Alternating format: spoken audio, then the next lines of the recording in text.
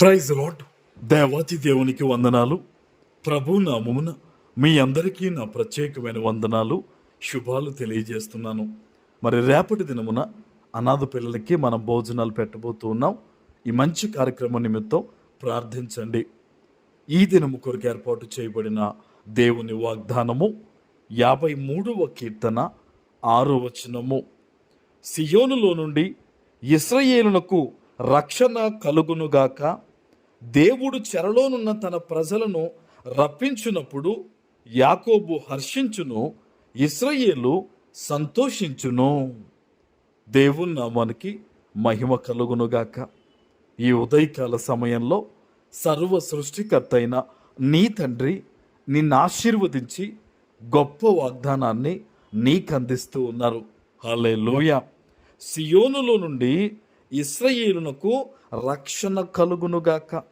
ఈరోజు నువ్వు అనుకుంటున్నావేమో, నన్ను ఎవరు రక్షిస్తారు, నాకున్న ఈ బాధ నుంచి నన్ను ఎవరు విడిపిస్తారు, నాకు కలుగుతున్న ఈ అవమానాల నుంచి నన్ను ఎవరు విడిపిస్తారు అంటే దేవాతి దేవుడు నిన్ను రక్షించబోతూ ఉన్నారు. ఆమెన్. మనుష్యులు నీకు ముఖం చాటేసి ఉండొచ్చు, సహాయం చేస్తా అన్నవారు కనీసం నీ వైపు కూడా చూడకుండా వెళ్ళిపోయి ఉండొచ్చు, కానీ దేవుడు చెప్తూ ఉన్నారు, నేను నీకు రక్షణ కలిగిస్తానని. ఆమెన్. ఏ విషయంలో భయపడుతున్నావు నువ్వు? ఏ విషయంలో బెంగపెట్టుకుని ఉన్నావు? దేవుడు మాట్లాడుతున్నాడు, ఆయనే నీకు రక్షణ కలిగించేవాడు. మన బైబిల్లో చూస్తే దావీదు జీవితంలో ఎన్నో శోధనలు వచ్చినప్పుడు దావీదు ప్రార్థన చేయగా అద్భుతమైన రీతిలో దేవుడు కాపాడాడు. ఈరోజు నీ జీవితంలో కూడా ఎలాంటి పరిస్థితుల్లో నీవు ఉన్నా సరే దేవుని సన్నిధిలో విశ్వాసంతో ప్రార్థన చేయి. తండ్రి, నువ్వు నన్ను విడిచిపెట్టువాడు కాదయ్యా, నా జీవితంలో నేను కలిగి ఉన్న ప్రతిదీ నీవు దయచేసిందే నాయన.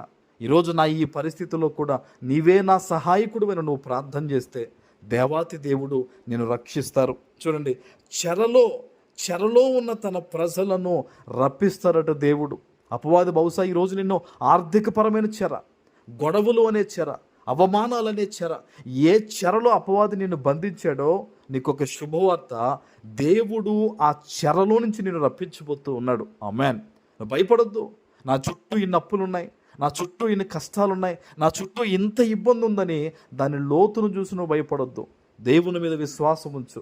ఆయనకు అసాధ్యమైంది ఏదైనా ఉందా?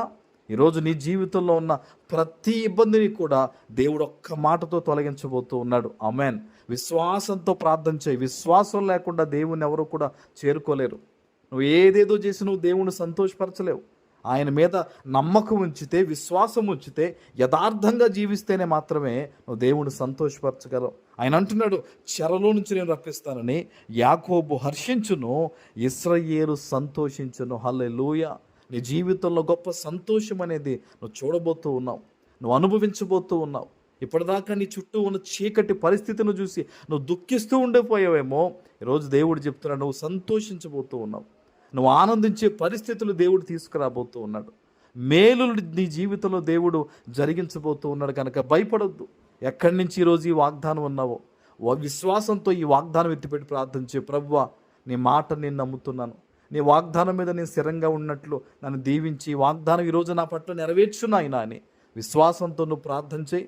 సేవకునిగా చెప్తున్నాను, యేసు నామంలో నీ విశ్వాసమును బట్టి ఈ వాగ్దానం ఈరోజు నీ పట్ల నెరవేరుతుంది. ఆమేన్. ప్రార్థన చేసుకుందాం. పరిశుద్ధుడా, ప్రేమ కలిగిన తండ్రి, మీకు వందనాలు. ఈ ఉదయకాల సమయంలో మీరిచ్చిన ఈ వాగ్దానము ప్రతి బిడ్డ జీవితంలో నెరవేర్చి స్థిరపరచమని యేసు నామమున ప్రార్థిస్తున్నాను తండ్రి. ఆమేన్.